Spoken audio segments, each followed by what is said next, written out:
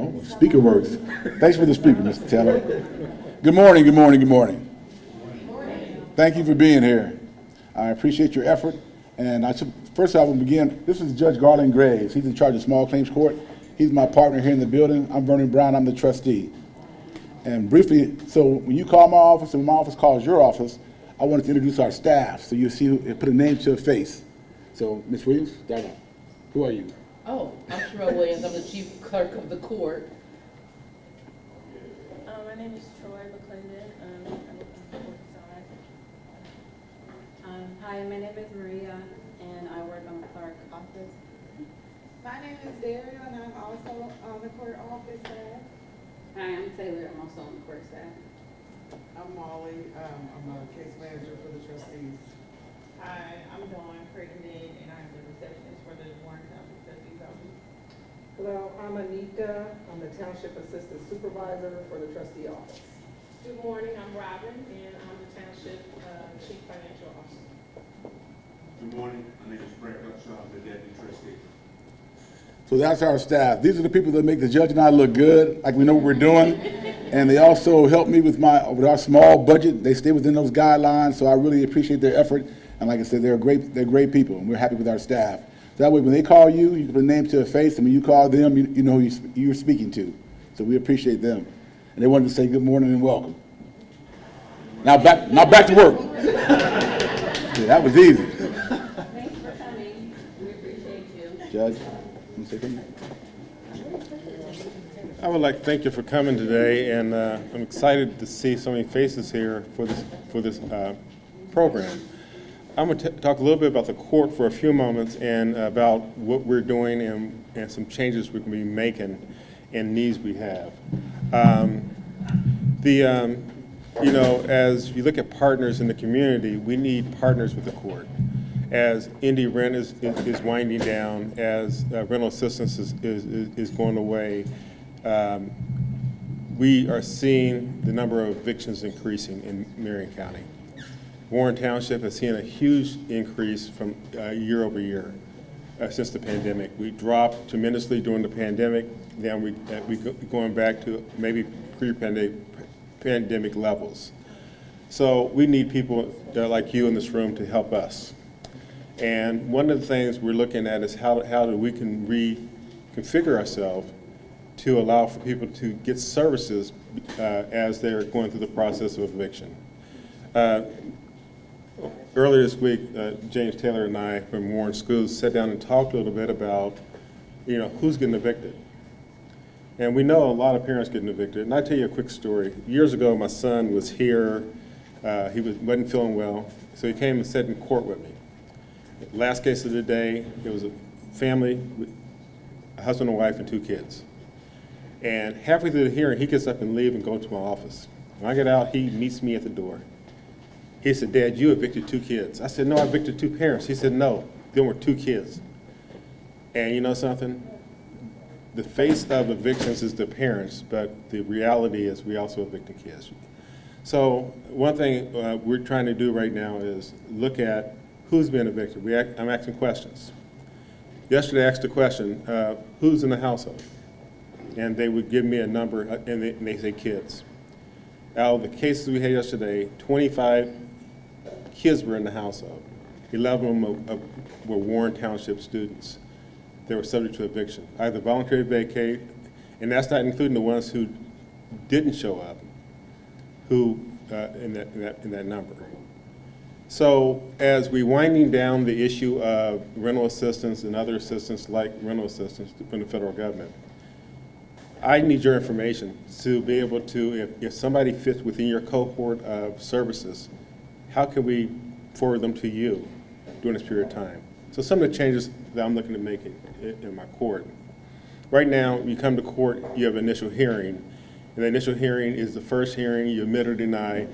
And if you admit that you're behind, we give you a voluntary vacate date if you show up, and you will vacate for that date without it be considered an eviction, but that's a different story some days.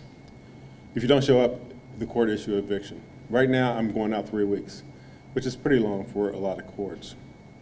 But what I'm trying to do is I'm trying to make the first hearing, the informational hearing, where we can provide you a list of services, then come back 2 weeks later and then have that initial hearing.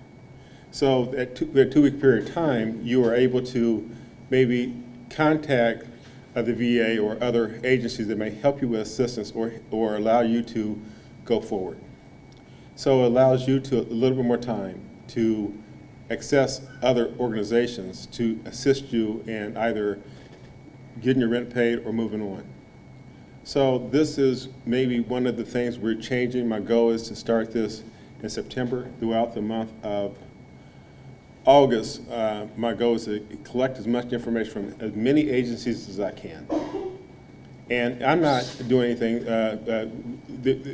We're going to give this information to navigators, so everybody. We're going to have a sheet that these are the things, and then we're going to have the criteria for what they have, and they can contact them themselves. The court is not going to funnel them to anybody. We're just going to provide information to them as they come to court.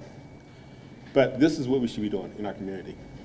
As you know, as resources are dwindling down, this is the time where people in your positions are going to be needed more to help. So I want to thank you for being here today. And like I said, I will work with Anika to get your information. You may get a call from me and ask, hey, can you give me more criteria about your program so that we can give it to individuals? And sometimes it's not only just the individuals rental assistance. Sometimes they need other things like clothing or utilities or whatever else. So it's not only money, sometimes it's things. So if your agencies provide clothing or a haircut for a kid going to school, it's important.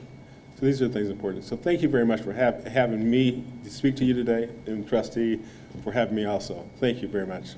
Thank you. Thank you, Judge. I've got one of the smartest, kindest, most thoughtful judges in Marion County that works here. So he's a very nice man and very thoughtful. And so a long time ago, I had a mentor named the Honorable Bill Crawford. And he used to start meetings out with saying, thank God things ain't the way they used to be. You know what I mean? That means, as the judge says, we've gone through a healthcare pandemic, we've gone through a recession, we've gone through a housing crisis, and we're still here and we're still working to provide services. We had a big influx of federal funds and city funds that come through, and now that money is gone. You know what I mean? And now we've getting more clients than we had before. So things ain't what it used to be, but it's not what it ought to be. So what it ought to be is for us to work together so we can pool resources, so we can help as many people as we can to keep them from falling through the cracks, and so we can change the way we do business. Right now, my office is receiving 50 calls a day for services. I mean, that's pandemic services level that we did. That we're receiving walk-ins every day. We didn't used to do walk-ins. Now we're doing walk-ins in my office. So my staff is really working very hard, and I hear it every day, and I see it every day. But that's what we have to do now. Every now and then they tell me a story about when they couldn't provide a service for somebody, and they called one of you guys up. And you guys helped that family out and kept them from, being displaced, or going without. And I appreciate that, and I want to thank you for that, and I want to say welcome to Warren Township and applaud you for what you do. Next up is Mr. Taylor. Yes. Thank you. Thank you, Trustee Brown, Brick, Upshaw. Thank you. Thank you to Judge Graves, and more importantly, thank you to Anika for organizing this. They talked about the what. We're going to talk about the how, okay? I want to make sure that we're not just calling you here in vain. You are the heart of the community, and you work for specific organizations, but I know that your loyalty goes beyond those organizations. I'm looking at faces of people that I've seen around. The question is, how do we bring all of this together? We just can't come and say, well, Judge Graves is going to get these people and they're going to refer them to you and think that you're working in symmetry. It has to be something that is operationalized, okay? So, I'm going to be brief today, but we got to get together again and again and again to make sure that what Judge and Vern Brown wants, that we can deliver on it. Let me give you the how. Once again, I'm James Taylor, Director of the Moorhead Community Resource Center and the Director for Student Services at Warren Township. We have over 13,000 families 13,000 families that are our target population. My job at the Morehead Community Resource Center is not to service people, but to guide people to services. That's what we do. We vanguard resources. Just had a family yesterday that came in. A parent wants to be transported from Greenwood because she's living in a hotel. She has 2 jobs. So we're talking about the working poor, not people who don't have anything. I got another girl who has a business degree, and she was living in her car, young lady with a 4-year-old. So the situations that we're describing, we can put a name and a face with all of them, and we can put them in certain categories. Here are the things that our parents don't consider when they come to see Judge Graves at that time. They need money, cash. They've tapped into indie rent several times, and several times they've gotten back into trouble. We're not going to throw good money after bad money. So many of our parents need skills, but many of our parents don't want the skills, they want the cash at that particular time. Let me go back to my point. I have a captive audience of families. They want to keep their kids in Lawrence Township, in Warren Township, and in IPS. They want to keep their kids' education consistent. So if I say to a family, we can help you with this if you do this, they're more apt to do what we ask them to do, especially if I'm providing transportation from here to Greenwood, okay? So you scratch my back, I scratch your back, and I connect you with the providers that you need to be connected with, okay? That's how that works. Now, write this down or think about it for when we come back. There are 5 things that we need to do. One is symmetry. Symmetry pretty much means that we are going to align ourselves with the trustee office and give them the support that they need, okay? They have support here, but they're calling on you guys and other people all the time. That's the first thing that we're gonna do. We're gonna take a look and align that symmetry. The second thing we're gonna do, we're gonna take a good look at the bundling of risk factors, and I just mentioned them. Their primary purpose is to get money for homelessness. But if we look at everything else that the families are being affected by, childcare, schooling, bus passes, transportation, food, clothing, they come to you for one thing, but we can help them with other things while they are there. But at that crisis and trauma moment, they only want the money. So this bundling of risk factors is called the unbreakable chain. I call it learned helplessness because they keep falling into the same cycle over and over and over again. So bundling of risk factors, the unbreakable chain, and then the balance. We have to strike a balance. We have been participating in what I call an unachievable rehabilitation of the community, of members of the community. Let me say that again. Unachievable rehabilitation of participants in our community. They're not being taught social skills on how to budget their money. Some of you all have classes in financial literacy. Some of you have other things at your fingertips. We need to be able to streamline our parents through these processes so that they don't get caught up in these situations. And let me say this. I don't know if is somebody here from Cafe today? Cafe and Firefly, they're not here. They offer a plethora of these resources, but they can't get the parents to participate because it's called case management. And the parents don't want to get caught up in case management. So our goal is to try to get those families to you all, and then get them to Cafe, then get them to the Boner Center, then get them to the other place that I just mentioned, Firefly. So there has to be a matriculation of how we get our parents there, and that's what we're going to address. And that is called the next item, which is our bridge. We need a bridge of guaranteed positive outcomes. If I get them to you, and let's say you're a respite center and they're having trouble with one of their children, That's a guaranteed positive outcome. Our parents are looking for at least one or two things that they can celebrate. What we've been doing is kind of like what Vern said. Anika will get a referral, Anika will reach out to one of you guys, and then we don't know if that parent got to you or not. So we have to build a bridge that our parents can cross that will guarantee at least one or two outcomes that are positive for that family at that time. And then the solution. When we get done with this process in a month, 2 months, 3 months, it may be a year, what will it look like? But if we don't meet on a regular basis to where they can and I can and Dr. Janetti can, where we can pick your brains because you all are the facilitators of the services. We have to pick your brains to see what works. So this is not Vern or James Taylor or Nika, this is us developing a process and a plan. Indy Rent tried to throw money at it, it didn't work, okay? So we have to be the solution to the problem of our community today. Now write this down also, I'm gonna give you 4 things. We're gonna prioritize 4 Ds. That's D as in dog. We're gonna prioritize 4 Ds. We're gonna plan to devise. We're gonna devise. We're going to define what it is we're devising. Our goal as a group is to develop, and once we develop it, then we will need to deploy it to see if it works. Devise, define, develop, and deploy.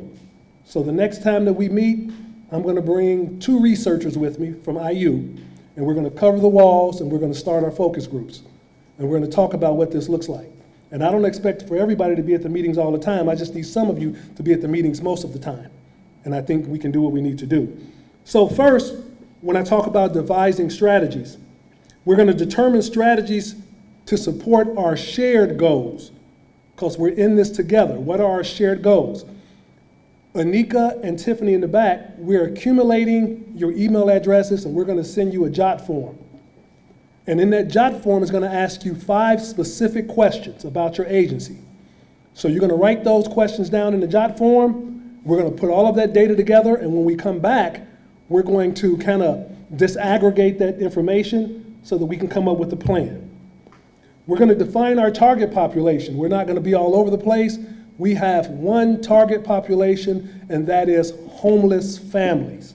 I'm also going to send you the CHIP point in time count for 2023, January 2023, so that you can look at the data and you can know the zip codes from where the kids come and where the families come from. So it's important before we go out and do anything, we got to know what the data is telling us. So our data is telling us that you all must know the definition of the HUD's definition of homelessness and the school's definition of homelessness. There are 2 different definitions for homelessness, okay? And we'll define that next week. So we're going to agree on the population we're going to serve. That goes with the target population. Determine the impact of measurement. Dr. Janetti from IUPUI will help us with that. Then third, we're going to develop pathways. Develop pathways. We are going to develop pathways to prevent and to kind of like slow down the reason as to why this is happening. We're going to develop pathways to prevent in hopes to cause change. Next bullet point in here, we're going to determine the direction and the speed. How long will it take us to develop this pathway? And how many pathways do we need to have to accommodate our families? And we've already agreed on the target population. And last, deploy services. We're going to plan to deploy a range of services at all levels, a range of services at all levels. We are coming together as one to help our families. We're going to use your emerging and your best practices. Somebody or several people in this room You're doing an outstanding job in what you're doing. We get a lot of providers that want assistance, that want to work with us because they need access to kids and families. They got a good service, they just don't have the kids and they just don't have the families. Well, with what we're doing with the trustee office and through the school system, you will never complain again about having access to services. And the final thing that we want to do is to ensure goal assessment. We will never build something without having a way to assess the fidelity of what we're doing. So we're going to build an assessment tool to kind of evaluate what we're trying to accomplish. Now, my timeline is 180 days to build this. 180 days to build this. That's an entire school year. If we can build this in 180 days, 90 days will be our midpoint marker to see if we're making progress. The 180th day, we can have it in place, and by the start of next school year, we can deploy it. Nothing good comes out of anything that is rushed. So we're going to have to take our time with this and consult with each other. So that's the plan. You didn't know I had a plan like that, did you? Yeah. I just pulled that out of my pocket. Anyway, but we've been talking about this for so many years, and we've watched so many other people come and try to do what we should be doing ourselves. We can't depend on the city, we can't depend on the trustee office, nor can you depend on the school system. It is the community that makes this thing work. So Anika will give us a follow-up date and time, and you guys will carry on with the meeting today. I just wanted to let you know how things will go from here, and we really appreciate you, and I think this is a special project that everybody should be looking forward to. So thank you so much. You got any questions for me before I jet out of here to another meeting? Anybody? Any questions? So my question is, being in this field and outreach, I've been in it for like 9 years. A lot of the dilemma is the delay in the process of the services that we connect these individuals to. So is there going to be something implemented into the courts side of it when it comes to those evictions? Yeah, he's already doing that. He's delaying it as much as he can. If he's delaying things for 2 weeks, you have a 2-week window to streamline these families into the services that are needed, okay? It is important that you all will be probably the initial group of people that they will see before they get to a cafe, before they get to a bonus center, or before they get to Firefly. Your job is to give them the grassroots services so that they will appreciate and want to be in the community services that can help them transition into a home. Like I said before, financial stability is probably the key with most of our families. A good number of people who don't have a place to stay are paying at least $2,500 for rent or more for a 2-bedroom house. So we're not going to keep talking about the problem. Now we're talking about how do we resolve the issue, and timing is everything. So we got to develop a timeline. Any other questions? Curious questions? Anybody? How many people agree with what I'm saying, what we need to do? Okay? And like I said, James Taylor, Dr. Janetti, and Anika, we will, and Mr. Brown and Breck, we will lead the conversation, but you will be the major player in the conversation. So all of this will be developed from you all. We're just going to give you some guidelines on how to develop it. Okay? I want some questions. Come on, give me some questions. Anybody? Nope. Question. Will there be any special provisions for individuals that are just as involved or just returning to the community from incarceration? So once we define the problem, now, once again, we're talking about homeless families, and that can take on a lot of different things. You can have somebody coming in for reentry. We can talk about what that looks like. We talked about developing pathways. So we'll have to define what those pathways are, and there may be 1 or 2 organizations in this room. If that family fits that pathway, that's the pathway that they'll go to, okay? So that's how that works. Or you may have some domestic violence going on where a young lady has a place of her own, and somebody gets out of jail and they're living with her and things aren't great. So we got to talk about what all those pathways look like. We got to identify everything that we can possibly identify to be able to direct these families to the right pathway. Yep, that was a good question. Anybody else? All right. Thank you all so much. Appreciate it. Thank you. Thank you, Mr. Taylor. And he's going to, today is open day for Warren Central Schools, Warren Township Schools. So he's kind of skipping school right now, so he has to run. Appreciate your effort. As he said, we believe we can make things the way it should be. As he said, we threw millions and millions of dollars at Indian rent, millions of dollars. I can't even tell you how many. The state had so much money, they couldn't even spend it all. They had to give it away to somebody else to spend it. That's how much federal money came into the city, and it still didn't solve the problem. Like I said, our clients have increased. We get 50 phone calls a day, voicemail. We get walk-ins now. So it's gotten worse and it's gotten better. But I think the collective effort in this room can help make things better. And so right now, I'll turn it over to my number one, I call her number one in the office. She's my chief intake person, she's a supervisor, and she knows what she's doing, she knows the law, she knows the history, and I couldn't do this without her, for sure. So Anika, it's all yours. Thank you. I'm gonna stay seated because I speak loudly. I do thank everyone for being here, and like James Taylor was saying, you know, we just want to get everyone together so that we can all work together. We can't do it by ourselves. For a while during COVID, I had lost contact with so many resources, and so when people come in, you know, we will refer people out, but these people are not seeking out those resources on their own. So I want the trustee office to become a one-stop shop. So when our clients come in and they need something that we can't provide, I can say, okay, let me call this agency for you. And so that's my goal of getting everybody together and trying to help the clients in that way and doing it for them. And then just hoping that the agency, so I don't know if you guys have referral processes or what, so that's what I kind of want to talk about today. We kind of went out of the order of the itinerary because James Taylor had to go. So I would like for everyone to go ahead and introduce themselves.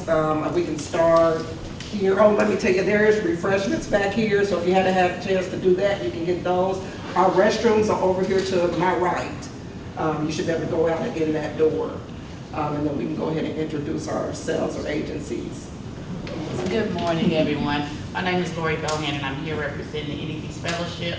We are an organization for gun violence reduction here in Indianapolis, and we operate under the Office of Public Health and Safety and the Indian Public Safety Foundation.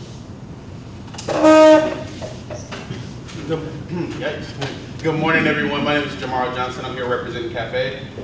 We are a social services agency located on the Far East Side, so 38th and Post, servicing the Far East Side. I'm sketching our boundaries right now, but yeah, just here representing Cafe.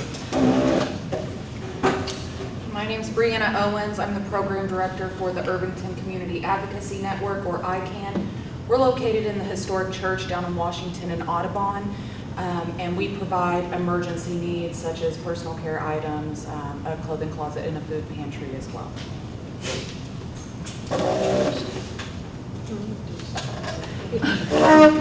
Good morning, my name is Teresa. I'm here with five of us from the Society of St. Vincent de Paul. We're associated with Holy Spirit Church on East 10th Street, just east of Shadeland. We provide financial assistance, furniture, household items, clothing. We have a food pantry on 30th Street, just east of Sherman, west of Sherman. And we also have a program called Changing Lives Forever. And I don't want to get into all those details, but and maybe somebody else in the group wants to talk about that. But it fits right along with what Mr. Taylor was talking about. My name is Penny Eisenhunt. I'm also with St. Vincent de Paul Holy Spirit Catholic Church, and Teresa has pretty much covered everything that we deal with. And we do talk to Anika quite a bit. It's nice to put a face with a name now. Thank you. My name is Susan, and I'm with St. Vincent de Paul, and I think they've covered everything, but I am so glad to see you. My name is John Boucher. I'm Holy Spirit, St. Vincent de Paul. And St. Vincent de Paul, I work at our warehouse service center where when we get referrals in for people who need clothing or food or furniture, household items, we call and get them set up to come down and pick those up. My name's Mickey Ballou, and I'm with St. Vincent de Paul as well. And they pretty much covered what we do, but I'm just one of the other volunteers. Good morning, everybody. I'm Brian Shelley. I'm from the Randsburg YMCA, just over on Shore Ridge as well, too. And the Y does a plethora of programs, and there's a big contingent of us, so I'll just touch base on what we do at Randsburg. And we do before and after school programming, summer camp, as well as early learning, and we have a whole bunch of other services like you would expect from a YMCA, from sports, aquatics, health and wellness, and a myriad of other things as well, too. So, thank you. I'm Chris Tyler, Communication Specialist at the Avondale Mills YMCA.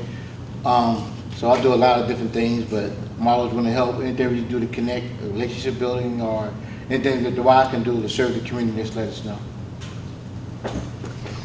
Good morning, I'm Jaddy Chuchi. I am a recruiter with the YMCA. I represent all of the Indianapolis area.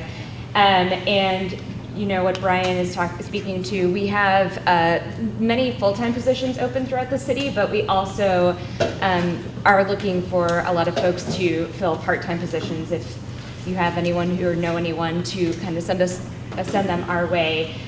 We have positions open in all of the departments that Brian's speaking to, and we offer really wonderful resources. Along with that, we have perks like sign-on bonuses, speaking to childcare. We provide childcare while folks are working, which is a huge thing, as well as a free wine membership. So we really support our employees that way. So, yeah. Oh Lord, I gotta stand up. I'm Alicia Edmonds. I am the Human Resources Business Partner for the YMCA. I work at the association office, so I support the East and the North District, so that is 7 Ys in total. So I am responsible for the employee's entire life cycle. So we want to stay connected to our community on all levels. So I am super excited to be part of this meeting because I would love to be part of that pathway in any capacity. We have, like Brian said, a plethora of programs at our association office, and I'm hoping that I can connect whoever to the appropriate person for we could be part of that process. Thank you for the invite. And our counterpart is over there as well. So I don't know if Salita wants to stand up because she is part of our team and our Y family. Not to get out of order. Did you want to go? Okay. My name is Brandy Lamar, and I work at the Goodwill Excel Center on the southeast side of town. We are at the University Heights location off of Southeast Street. My job responsibilities is I am a life coach, which that entails being responsible for connecting our students with any barrier removals, as well as creating their schedules or anything else that they may need. I am also the Justice Involved and McKinney-Vento liaison. I am happy to be a part of this so that I can receive connects to help our students. We recently have started serving minors, and when they self-identify as being homeless, sometimes, like they said, the connection isn't always made, and to help it be a successful outcome. So thank you for the invite. Good morning, everyone. My name is Felicia Hodges. I'm with Pathway Resource Center. We are off of Mid-Hawthorne 38, just behind John Marshall's school. We reside in Amber Woods apartment, but we also service 4 to 5 zip codes outside of Amber Woods apartment. So we make sure we serve in our community as well as our surrounding community as well. One of our programs was mentioned when he said transportation. We do have a microtransit transportation system where we come directly to your door. So that's one of the things we do offer at Pathway. Good morning, my name is Andy Beck. I'm with the City Office of Public Health and Safety. I manage the Tenant Advocate Project with the city. So we have 2 teams of folks that are out in eviction courts We have attorneys that provide free legal aid at eviction courts, and then we also have tenant navigators that when indie rent is up, that's 95% of their job is connecting people with indie rent, helping them with the applications. When indie rent is down, we're looking to connect folks in the eviction courts with other resources and encouraging them to talk with our lawyers and helping them through a very scary process. Hello, I'm Sierra Ballinger. I'm with the Homeless Initiative Program. I am a diversion case manager, and we actually are running a holistic housing catalyst grant at this time to assist serving those at imminent risk or at literally homelessness, and to assist them basically by preventing that homelessness or, yeah. My name is John, and I work for Eskenazi Health, specifically at the Grassy Creek Clinic right down the road. And what I do is I'm a community weaver, so I go out in the community, do outreach events. Some of you might have seen me everywhere. I'm literally everywhere on the Far East Side. But when I do outreach events, I'm connecting people to medical homes as well as providing resources as well. So literally yesterday, I referred someone to the Pathway Transportation Program. I refer them to food pantries. I refer them to utilities, housing, anything that they might need. So I'm meeting the community where they're at. Good morning, my name is Jamie Schnurple. I am the Director of Public Affairs for the Julian Center. We are located at 21st and Meridian. We provide services for survivors and families of domestic violence, with everything from emergency shelter throughout the community. The majority of the work that we do is actually out in the community. We serve around 2,500 people out throughout Marion County, as well as the surrounding counties, and even throughout balance of states. So, I'm looking forward to really having a good conversation and getting some true partnership going, and really great start to a conversation, I think. Thanks for having me. Thanks, Anika. Hi everyone, I'm Stephanie Santana. I'm representing Aspire Indiana Health. I'm the Community Engagement Coordinator. We provide behavioral health care services as well as medical care services, substance use services, and social drivers of health. We have a partnership with Pathway.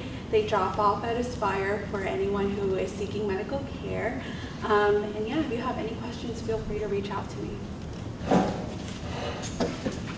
I'm Sam Leiter. I'm a case manager at Wheeler Mission Center for Women and Children for the long-term families.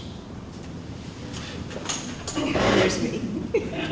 She gets to give you all the good information. Good morning. My name is Cheryl Alred. I am the program manager for our families at Wheeler Mission Center for Women and Children. So you all have resources. We have families that need those resources, so we're really excited. We work with moms and kiddos who come in, of course, because they're experiencing homelessness.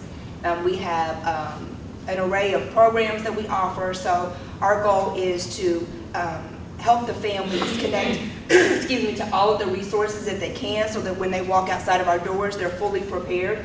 The goal is that they would like to stay with us longer, because we do have long-term programs that we offer. That is a good option for some families. Some families don't want to take that option, which is great. We're still going to meet them where they are each time they come back and see us if they need to. We have programs that once they leave, they can still connect with once they leave our doors. So we just like to try to maintain that relationship, but just really excited to be able to work with all of you guys. Good morning. My name is Shamika Pearson Moore, and I am what's called a Community Justice Liaison for CareSource. CareSource is one of the Indiana Medicaid managed care entities. One of my department's main focus is reentry. So when an individual is incarcerated, we go into the facilities, to the adult facilities, give presentations about the Medicaid that coverage that they could possibly have.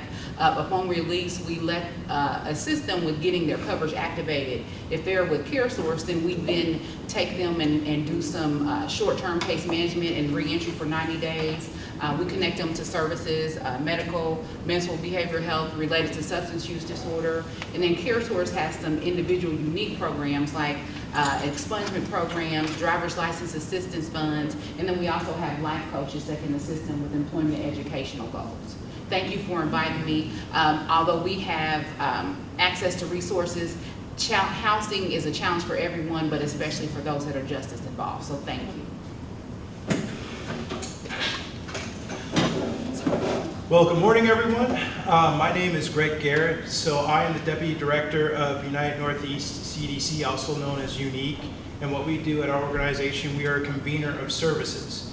So in addition to having a homeowner occupied repair program, which we currently have to keep people in their homes and not get taken out because of the homes not being built, or not necessarily built, but actually, roofs collapsing in and anything like that. We also work on development. So right now we have a Lift Indy project where we have 2 housing projects coming up, one at the old Messiah Missionary Baptist Church, and then another one at the Horizons Bank. So when we're talking about housing, we're trying to build those facilities to bring more housing into the community. And so our catchment area is to the south 30th Street, to the east Shadeland, to the north 46th Street, and to the west Fall Creek Boulevard. So those are our boundaries. That's what we encompass. We catch a little bit of Warren Township, but with that little bit, we're going to do our best to help in the community. So thank you. Good morning. My name is Michelle Cruz, and I am a Medicare advisor. I help all the seniors with all the Medicare benefits. My job is very simple.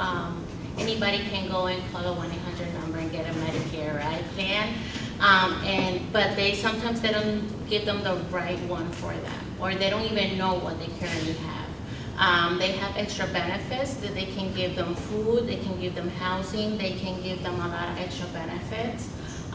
For OTC card, transportation.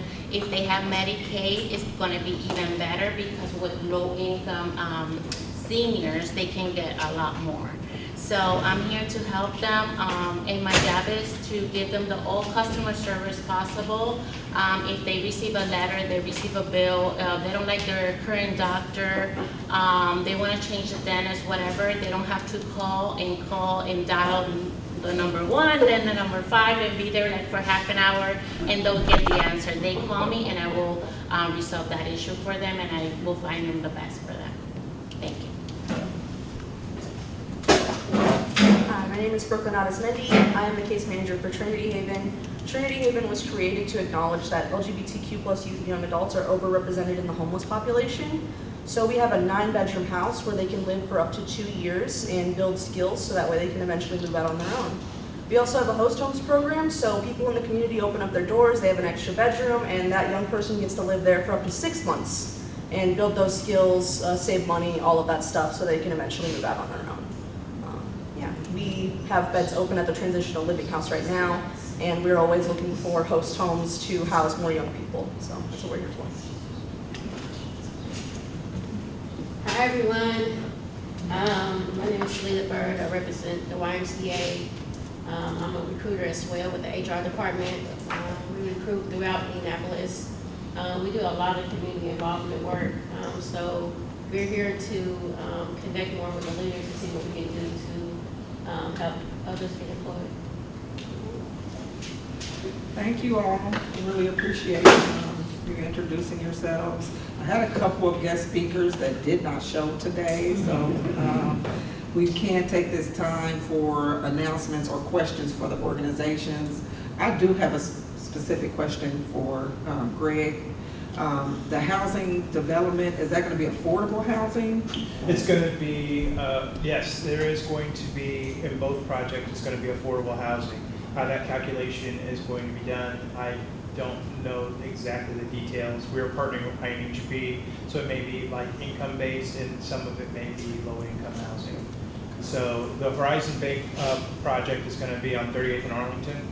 And then the old Messiah Missionary Baptist Church, or how I call it the old light of the world, because that's the church I went to, that's going to be right there off of 39th 9th and Audubon. So that's part of our Lift Indy project, which encompasses along 38th Street, a lot of redevelopment in that area. But it will be, both projects will have affordable housing. Again, I don't know the exact calculations of each project, what the affordable housing will look like. Second chance housing. Does anyone have resources for second chance housing for people? Okay. And then anyone have housing for minors? You do? Okay. And then what is the criteria? How do you get your people? Do you take referrals? So for the Trinity Haven House, we're independently funded, so we don't have to necessarily follow like COC guidelines for housing. So we accept any young person in Indiana as a whole, from 16 to 21. They can come and live in the house for 2 years. It could be like the day before their 22nd birthday, and they can still be housed for the 2 years. We've had trouble getting minors because usually parents who kick their kids out for being LGBTQ don't want to sign them over to someone who's going to house them safely. So it's hard to get minors into our house because their parents won't let them. But otherwise, we get adults who can just fill out the application on our website, trinityhavenindy.org, and they can go through the interview process and get in within a week. I have a question for you. So you have to have parental approval? If they're a minor, they have to have parental approval. That's the obstacle we've run into. What if there's no parents? If there's DCS involved, DCS has been able to help get youth into our house, but still, yeah. It just depends, and it's funny with the law. Yeah. So do those minors have to be identified as being LGBT? In any way, shape, or form, yep, identify with the community, and they can come and live in the house. What is the name of your organization? What is it? Trinity Haven. Trinity Haven. Okay, Yep. thank you. Trinity Haven. And then our host homes houses young people 18 to 24 years old. So, but that's a 6-month program, so that would be for a young person who's able to save money in a 6-month amount of time to move out. Is there anyone that would like to make some announcements for your organization? Something that's happening that you would like to announce? I just have a general question. I know we talked about housing. Is anyone doing any housing for veterans by any chance? Okay. So we're working with a company that has an interest in a property in our area that is dealing with veteran housing. It's really preliminary in the works, but one of the most important things is also to provide services to our homeless vets.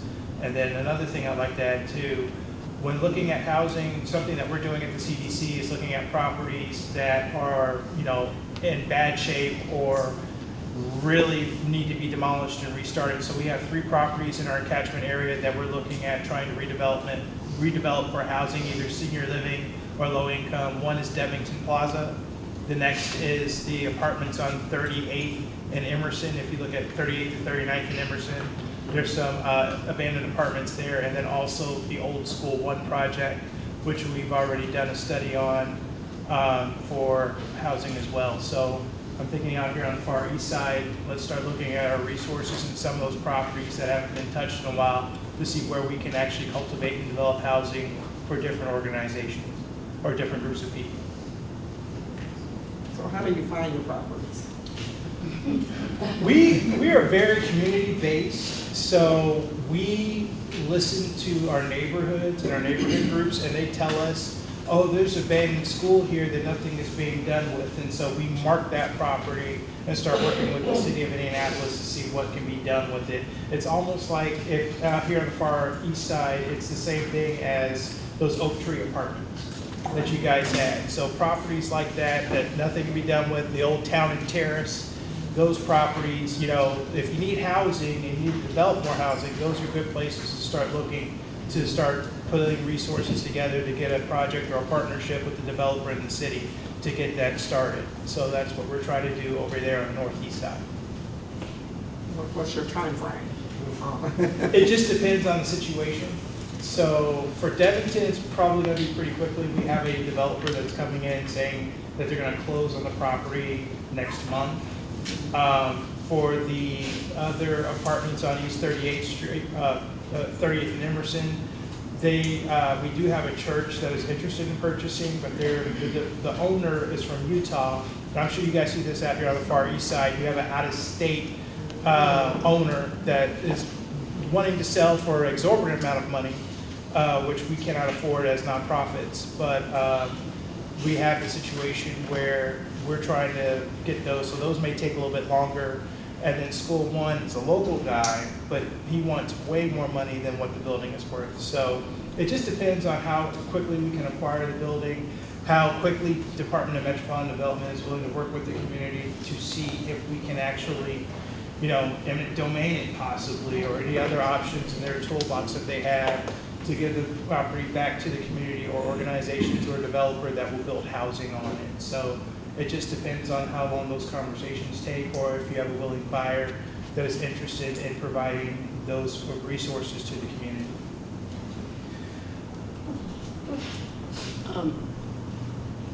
St. Vincent de Paul tries to help as many people as possible. Last month alone, we wrote 19 checks for rent and utilities, and we are out of money. And we've been out of money. The conference from Holy Spirit, we are totally out of money, so we have not been able to help anybody. So if anybody has a suggestion, we've looked at writing grants, but if you have a suggestion how we can, because we rely solely on donations from our church, and they do a great job. I'm not saying they don't, but the need is far greater now than it was a year ago. You all see it, I'm sure, every day. And it's been very heartbreaking to have 4 people who need financial help and you have to call and say we're out of money. So I'm really glad you put this together because maybe you have some ideas. We're open for suggestion. The other thing is, and we're kind of divided on that. In order to give a family a bed, we have to make a home visit. Well, some of us don't feel very comfortable making a home visit. For example, 2 weeks ago, Penny and I went, and the man was carrying a gun. I did not feel comfortable in that situation at all. And so I'm really kind of hesitant to go into another place. It's kind of like, I'll give you everything you want. Carrying that gun around, it just kind of unnerved me. And I taught school, and I know kids carry guns, but when you're like that close to one, that's kind of different. So if you have a suggestion on how Holy Spirit and what are we doing? St. Vincent de Paul can get beds, we would be very appreciative of that because we need the beds so that we don't have to make the home visits. And instead of getting a bed, we thought we could just give them a voucher and say, here, you can go to this particular store and you can pick up a bed. The other thing you were talking about, this out of state, that has been a real problem for us. Yes. That so many, and they won't return calls. No, they won't. It's like we don't exist here. So you wonder how you're going to help these people. I think that's a major problem, and I think some of the news stations are picking up on that it is a serious problem because they're not taking care of the property. Right. And then the other thing I want to encourage you about is Changing Lives. That is a program that is run by St. Vincent de Paul. It's 18-week, although I think they've narrowed it down to 9, and they meet twice a week, and it is very, very beneficial. They learn how to do basic life skills, how to get a bank account. And so if you have somebody that you think would qualify for that, you probably need to let us know and we can start one up again. We had, 2?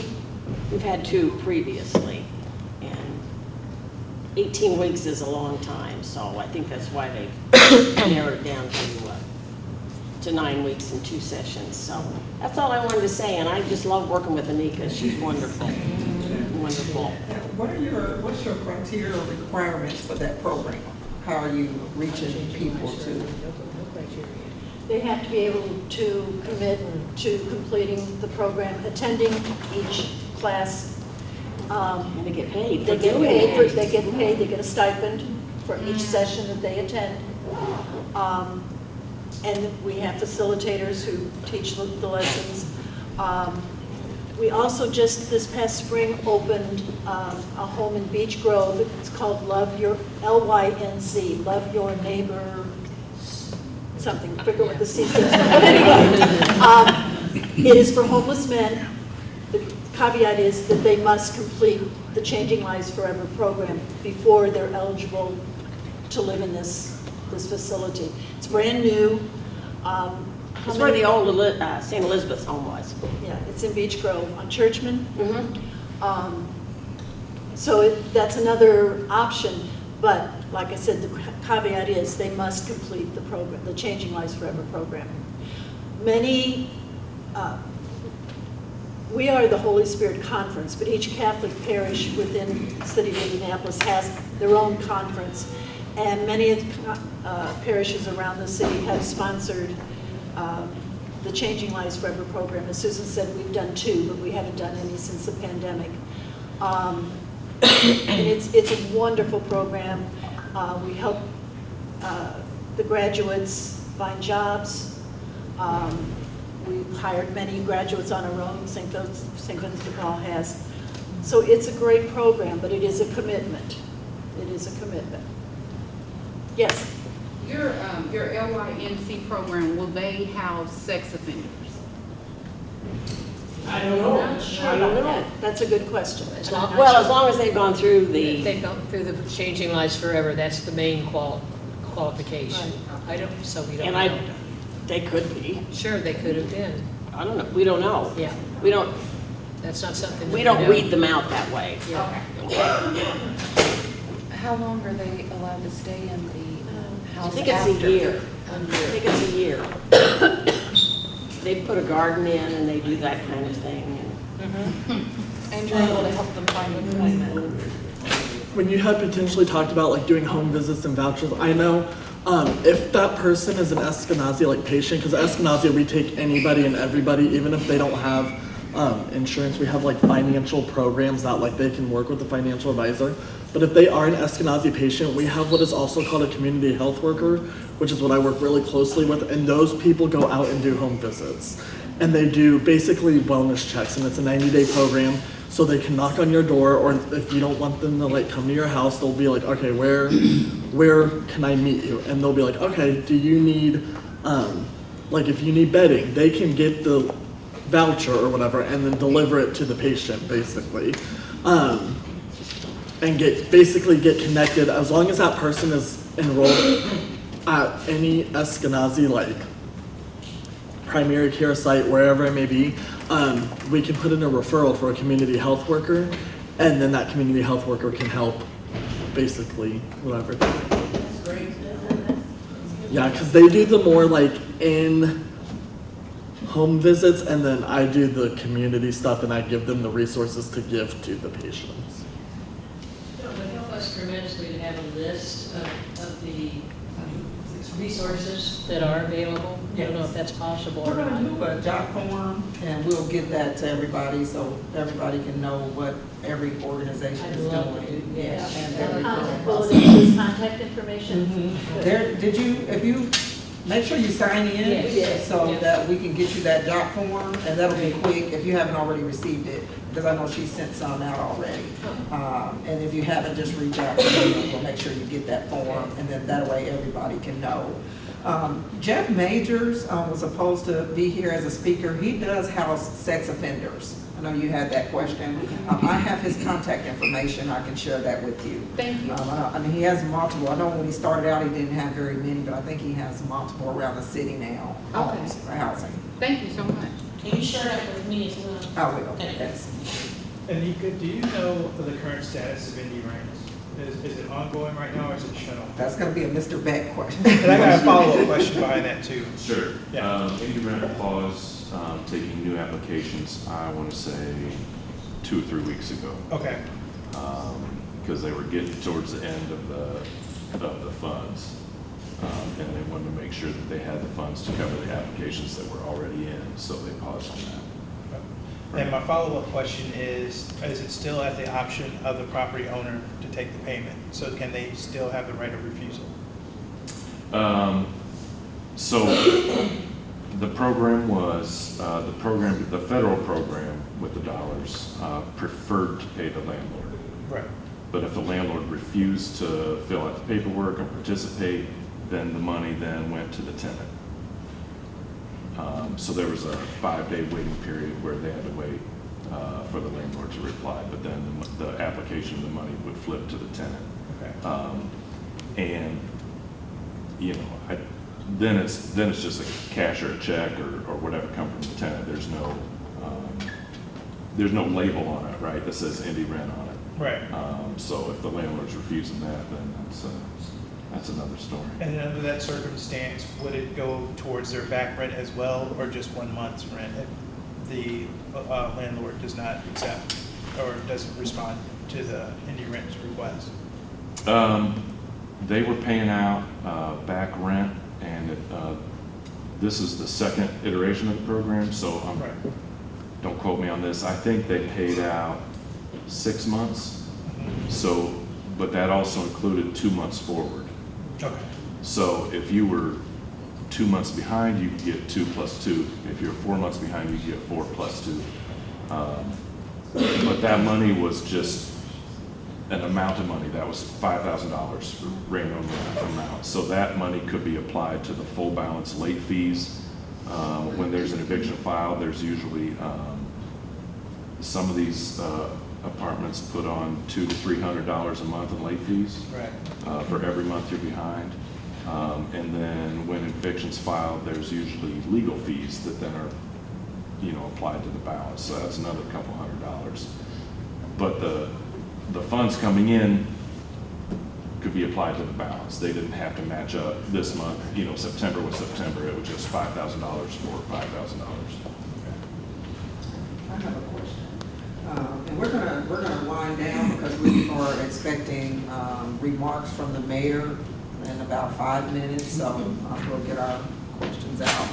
I have seen an increase with my clients who have applied, been approved, okay? And most of these people are self-funded, and they have been approved for about a month, and they haven't heard anything. Since the money gone, or are the people who's been approved, are they still going to get a check? Or is that That's a mayor question. Okay. Let me not put them on the spot like that. That might be somebody in the mayor's office question. So it's not guaranteed if they're approved, if their status is saying approved. If they've been told by Indie Rent that they've been approved, they should be getting money. I want to follow up with that. I work closely with a lot of these eviction filings in y'all jurisdiction, Center Township as well. And once they are approved through Indie Rents, that check is coming. The question is how fast they'll get it processed within the Indie Rents network to the landlord. I've seen where they mail the check to the landlord and something was off on the address, or the landlord just didn't get it, or it came back. Somebody dropped it in the wrong mailbox and it still went back. So that's probably the delay.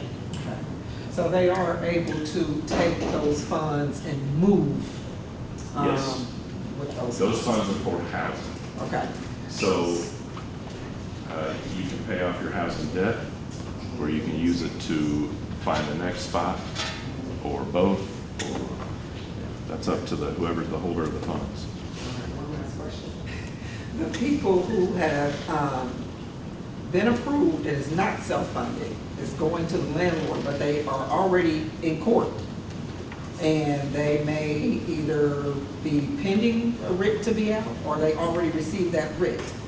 Does the funds still go to the landlord? And if there's excess funds, are those, because sometimes they pay forward. So if that tenant is no longer in that house or apartment, what happens at that time? There's what's supposed to happen. Yeah. The property owner is supposed to return the money to the tenant. The extra, after the balance is covered and all that, right? Clear the debt, you're supposed to return the money to the tenant. Is there any tracking for that? Not So that I that know. wasn't anyone else, we are expecting the mayor, so I think we just want to wind down and wait on him. Is it gonna be here? Yes. And I think he might have some more details about Indy Brown. Okay. So Trustee Brown asked me to come back in and talk or answer questions if you have any questions about the court side of what we do, especially when it comes to evictions or the housing issues. So if you have any questions, and also come back and me a question, but this is a good time to do it.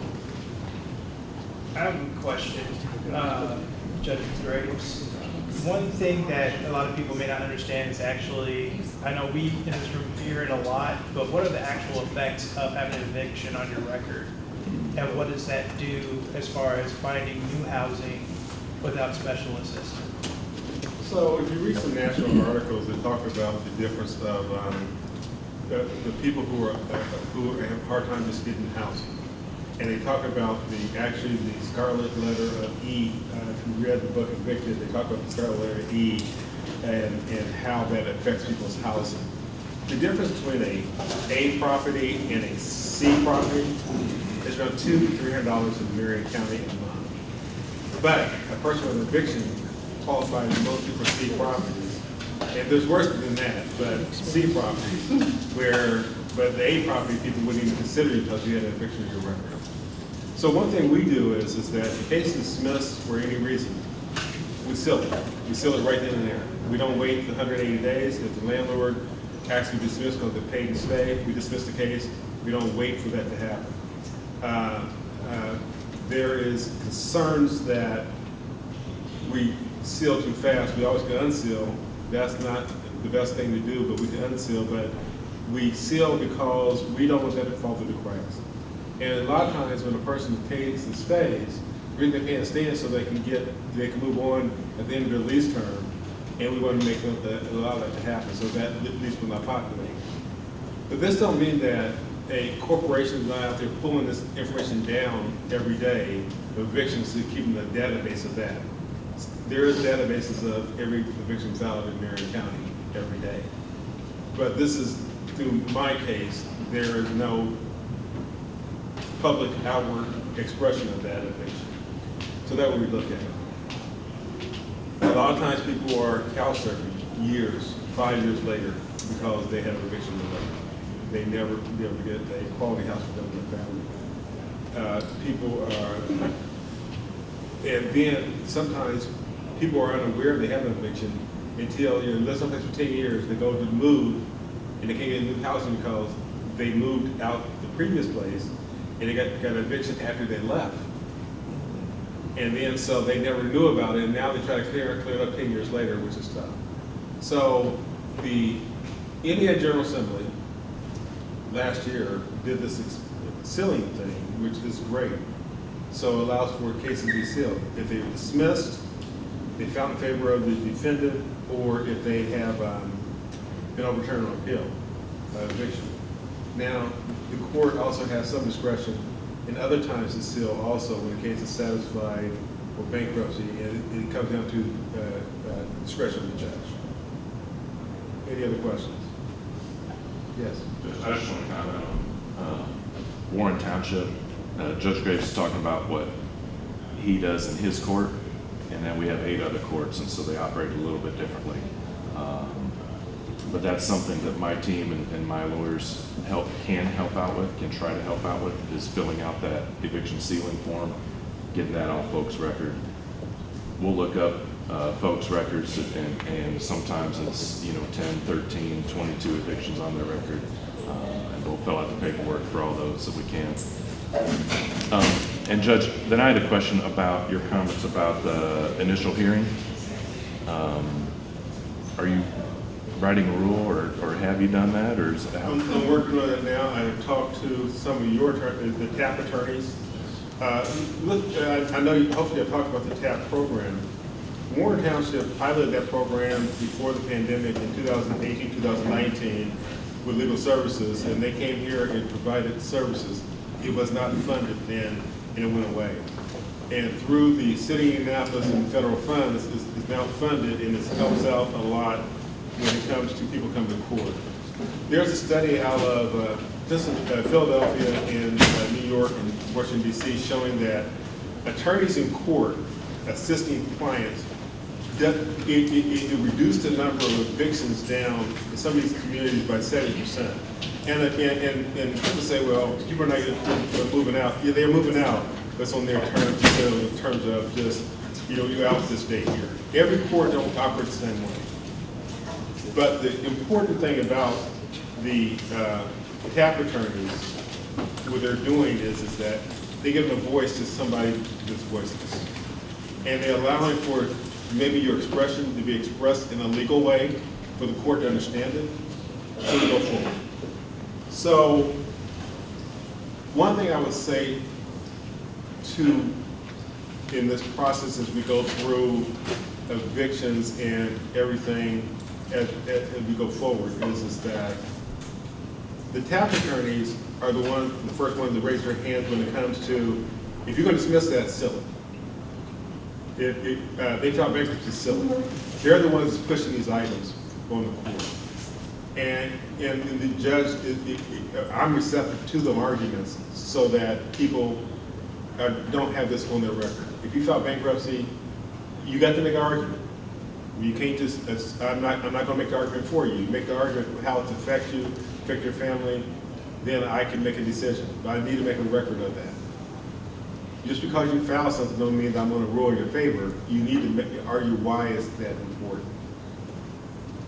Too often, people come to court and they want to get out and go fast, and they skip over the TAP attorneys, and they have great legal arguments that they go by. And sometimes I make them, I tell them, you need to go talk to the attorneys. Even if you don't, they don't represent you, they need to come in and sit with you to defend your rights. I'll give you an example of this, domestic violence. Domestic violence is, especially during the pandemic, it was rampant. People were home. It's kind of funny. People were home. They've been married for years, but they've never been home together for a long period of time. They were different shifts or whatever else. When they were home, domestic violence happened. People get evicted for because somebody moves out, whatever, or somebody get arrested. So in that situation, we would go through, and the attorneys would come in, and then I want to hear your story. Then I need to make a decision. The decision I'm going to make relates to, are you evicted or not? And the answer a lot of times is no. And we can make the case confidential for a period of time so you can move on to a new place. Confidential don't mean silly. Confidential means that the public don't see it for maybe a period of 60 days until the next hearing. So when you move out, that's the information. Also, if you have any of your population deals with anybody with domestic violence, when they come to court, if they get a new address, ask that address to be made confidential. Not the case, the address. Because the person who is the abuser could go on my case and get your address. So if you're trying to get away from them, actually made confidential so that the public can't see it. But one thing I would say is that the court can do a lot of work. We try to do a lot of work. But we have partners like the TAP attorneys, like the navigators. They help us a lot in what we do. What I can't say, they can say, and they do help. We have another partner besides the TAP attorneys, IU McKinney School of Law, also assist in this process. And it's amazing. If you have a chance to come to court, come to court. You don't have to have a case. Come and see what we do. It's people's court. It's people's court. You like people's court, that's what we do. But see the law students, as they develop their arguments and everything, it's great to see the future attorneys. Any other questions? It's more of an informative comment. I don't know if a lot of people are aware that when it comes to domestic violence and having to break a lease, there is a law. I know here in Indiana that protects those victims from being held financially to that balance on that lease. But of course, there has to be a paper trail of that domestic violence. There's the you know, me and my boyfriend and my girlfriend got to fight, so I just left. There has to be an extensive paper trail and police involvement with, you know what I'm saying, that address, and that protects those victims as well on the financial. You know, a lot of people have no knowledge of that. So I personally have dealt with people who have conditions that stem from domestic violence, and we were able to get those cleared up in court and get those sealed as well. So just information that some people may not be aware of, that those victims are protected. Right. Okay, people are not knowledgeable, so how are they getting that information? Well, it's incumbent on the judge a little bit to listen to the story and to know what has been done. And as you go forward, one of the things you do is file protective order. One thing you do is get services through like the Julian Center or a center like that. But one thing that's important about that is that that person that's involved in the abuse, they have to get a way out. And the way out they have sometimes is to leave the property without an eviction, without owing all this money, as you talk about, and be able to start anew. So the perpetrator might still be in the property, but that lease might end that day for that person when they vacate the real estate. So that the perpetrator don't pay his rent for 3 months, and then the victim now is on the door. The judge needs to hear the story and make a judicial decision on that matter. Also, this is not only domestic violence. If there's a section of law you talk about, but part of that section of law is violence on your property. If you contact your landlord that somebody breaking in your property, or a boyfriend or somebody has done something, and they broke the door, broke the locks, whatever, they have a key, they're required to do certain things within a certain period of time. Read the law is important. I don't have it before me, but it's important that the people who you deal with make sure that the landlord is following the law when it comes to protecting victims of crime. It's not only domestic violence, all crime. So if somebody has kicked your door in, they need to fix the door as soon as possible. So somebody can't just walk in and steal all your stuff. And we hear that every once in a while from court also. So I'm from the Julian Center. You from where? The Julian Center. Okay.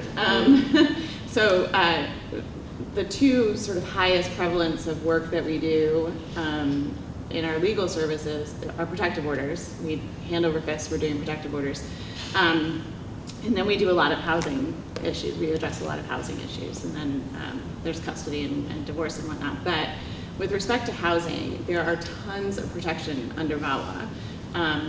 The best tool a victim of domestic violence will have is a protective order. It's not the be-all, end-all. We all know that. We all have heard of stories where the victim has had a protective order, it's been violated, the abuser is on GPS monitoring, etc. But having that as a tool opens up the ability to evict that person from the property.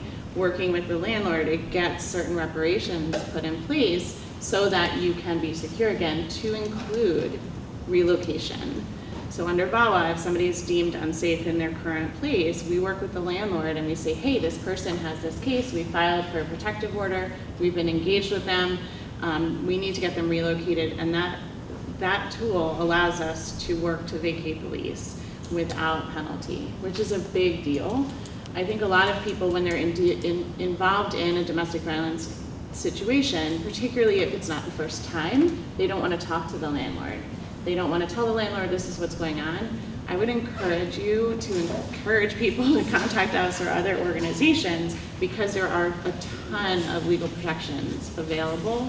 But oftentimes when we're talking about vacating a lease prior to coming to court, having that protective order and having that support of a legal system or a legal partner is critical. Because I mean, we've terminated leases and gotten people relocated with simply a letter on our letterhead accompanying a copy of the protective order.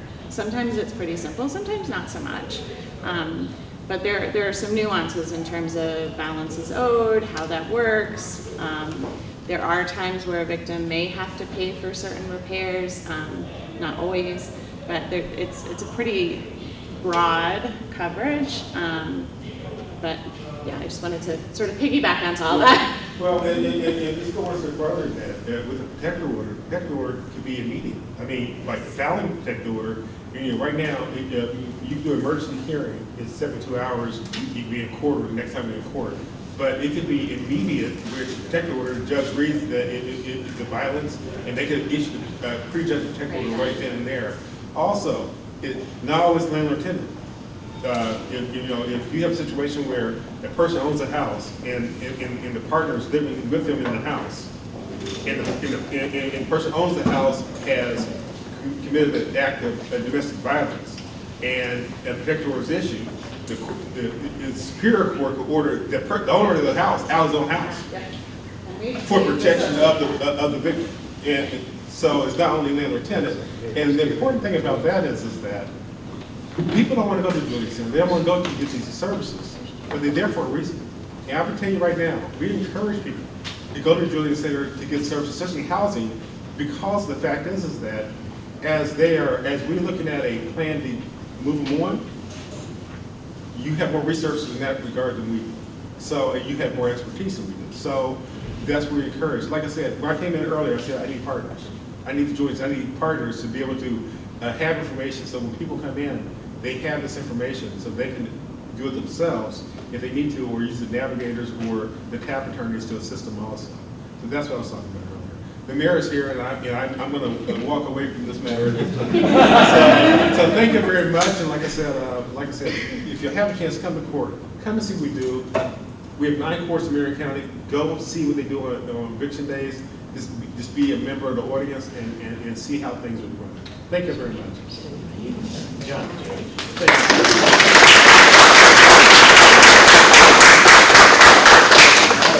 So thank you for being patient. Right now, I'm going to introduce the Honorable Mayor of Indianapolis, Joe Hogsett. He's been our friend here in Warren Township. He's been a personal friend. And also Deputy Mayor Jeff Bennett, who's my predecessor. He was a trustee here in Warren Township before I became trustee. So he's my friend also and my predecessor. So welcome, Mayor. Well, thank you, Mr. Trustee. Good morning. Good morning. I'm too hot here, I think. Huh? Well, you can hear me, but maybe could we turn this one off? Is that okay? Control order is no longer here. Oh. I could have done that.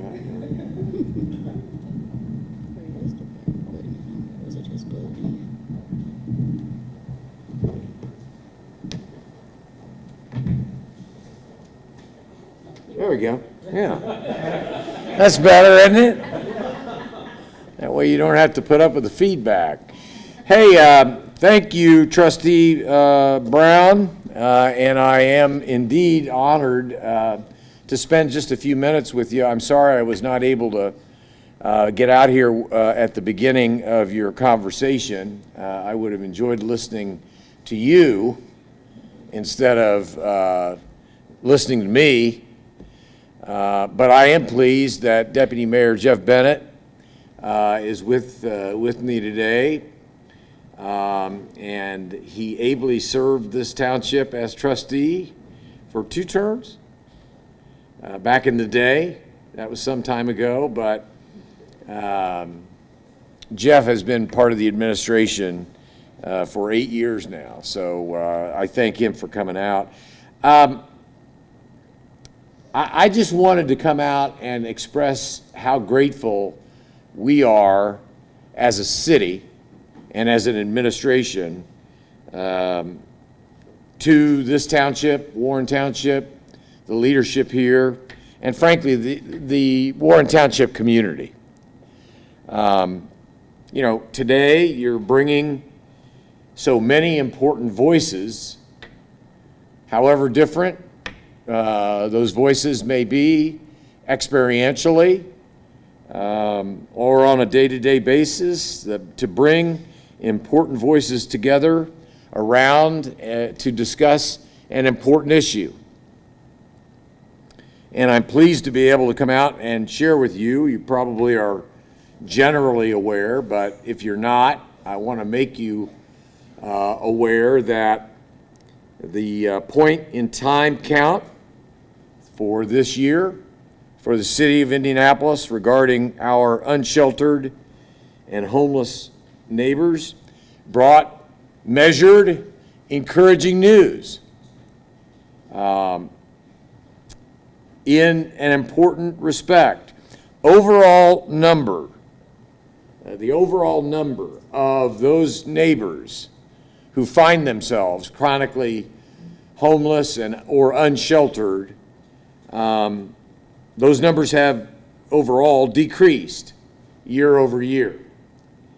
That decrease has continued for 2 years in a row after the pandemic high of 2021. But as many in this group also know, our city already set its goal of ending homelessness before the pandemic was even a rumor. I remember 2019, during the municipal election cycle 4 years ago, and after the election, we came together, Republicans and Democrats, who had been elected to office in that November. We all gathered on January the 1st to be sworn in, January 1st of 2020. Just sadly and coincidentally, on January the 2nd, the day after my second term began, the World Health Organization issued a warning that a deadly virus was spreading like wildfire across China. And you know the rest of the story. It got here in March. And since that time, in 2020 and 2021, we struggled with numbers rather than decreasing, were increasing in terms of our homeless neighbors and unsheltered population. But we dedicated ourselves to making sure that we were doing everything possible to make sure the condition of homelessness is as brief as we can encourage it, is as rare as we can encourage it, and is as survivable as we can encourage it. So we are all especially concerned with the point in time count findings around youth and family homelessness. This is where Warren Township stakeholders can be and are extremely valuable. Everybody knows during these past several years that perhaps they have been toughest. Well, they've been tough on all of us, okay? But perhaps it can be said that they've been toughest on our school-aged children. Nobody has it tougher than the kids who must try to learn and grow and prosper without a permanent home. That's why our city has been working to increase the supply of housing at every level. Market rate housing, workforce housing, affordable housing, permanent supportive housing. In fact, just yesterday, we were pleased to partner with Rodney Burns in opening up Wesley Place, which is essentially an affordable housing, has many units of affordable housing deep in the heart of the IU Health campus repurposing. You know, that's a $4.3 billion project. There had been, years ago, in that same space, a place called the Wesley Hotel. And from the 1920s to the 1970s, the Wesley Hotel oftentimes housed nurses who worked at Methodist Hospital, which is now IU Health Methodist Hospital. And so Rodney and his investors were able to open up more affordable housing options for those who perhaps ultimately will be working at the IU Health Hospital downtown. But as a city, we are working to increase the supply of housing at every level. We're also working to build our capacity for emergency and long-term shelter space. I'm not here to tell any of you, because you already know, this work isn't easy, but it is absolutely critical. So I am most grateful that all of you have come together today, as you have before, to consider these important issues at this important meeting, to learn more about resources, to connect with fellow community members who are dedicated to this issue. So, having said that, let me call upon Deputy Mayor Bennett and former Trustee Bennett to maybe give the collective group an update on some of the happenings as a result of the task force, homeless task force, and maybe even some of the successes that we enjoyed in the last session of the Indiana General Assembly. Sure. Thanks for letting me step into your meeting. So I just will start with what is probably the less positive news first. So the point-in-time count overall was down year over year, as the mayor alluded to, and as I think this group knows, where we see increases are among families experiencing homelessness. That number's gone up, and that's a number, a percentage increase that has gone up for several years, and I think is a point of concern because we so often focus on individuals experiencing homelessness that we can't lose sight of the need to develop housing that's big enough for families, and that when we're talking about typically apartments, those are 2 and 3 bedroom units or bigger, and those become more and more difficult to develop the larger that they are. The second area where we've seen increases, and we've seen them for a couple years now, is among people who are experiencing chronic unsheltered homelessness. And that is not just a downtown issue, that is a county-wide issue.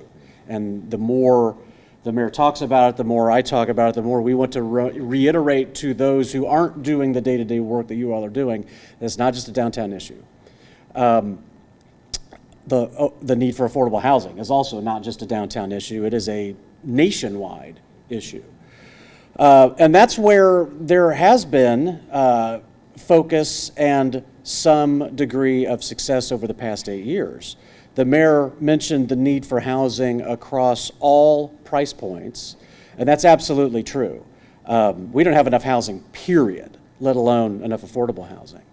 But where we've focused public investment, tax dollars, city partnerships, is on that spectrum of housing that is affordable and deeply affordable, down to permanent supportive housing.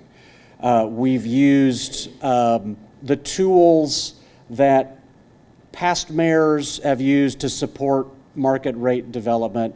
We've used those tools, and TIF is one that you've probably heard that phrase before, tax increment financing. We've used that tool specifically for the development of affordability.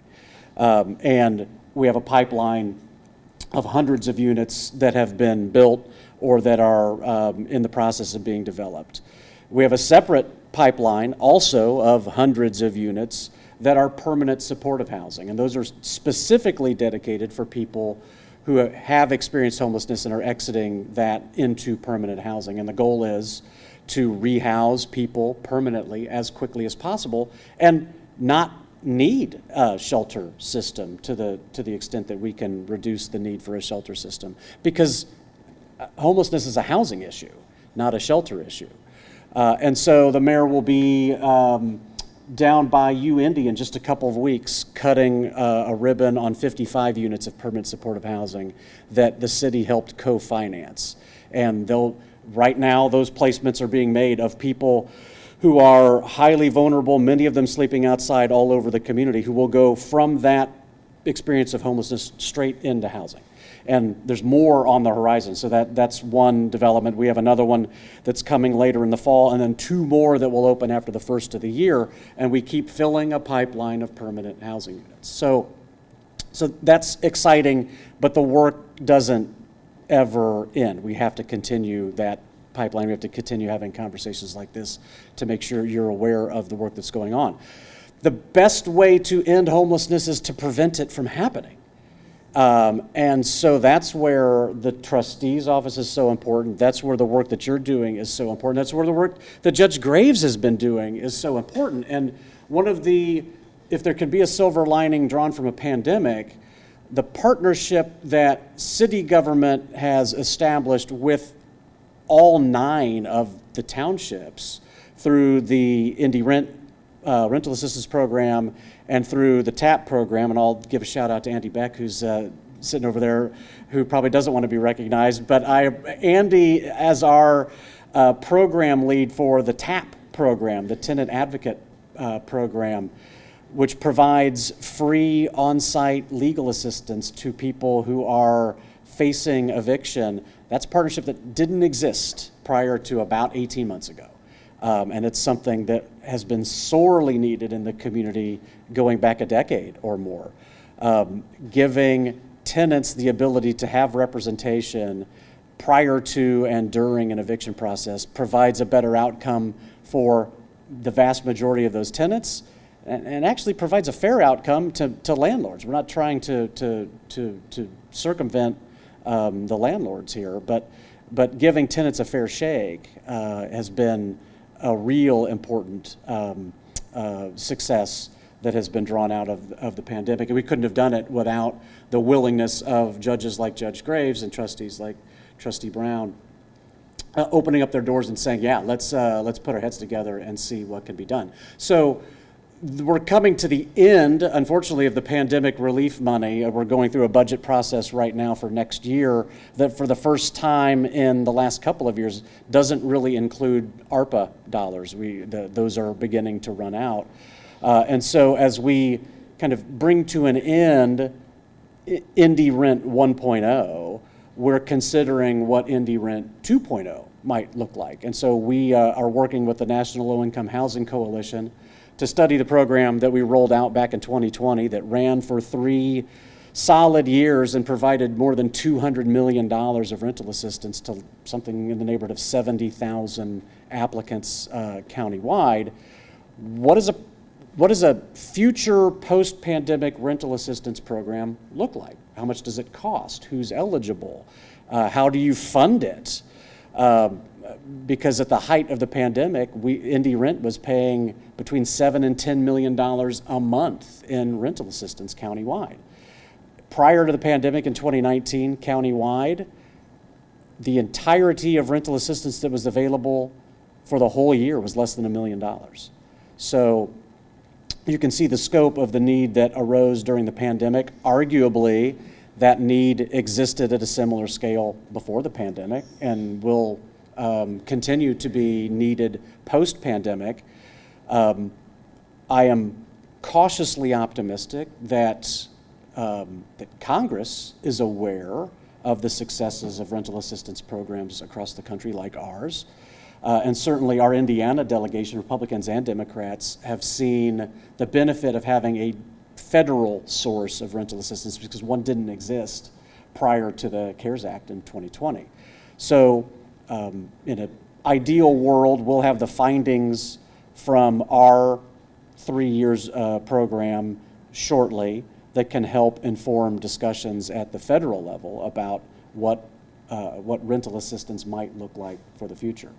All that's to say, the TAP program continues and will continue and has been fully funded through at least the end of 2024.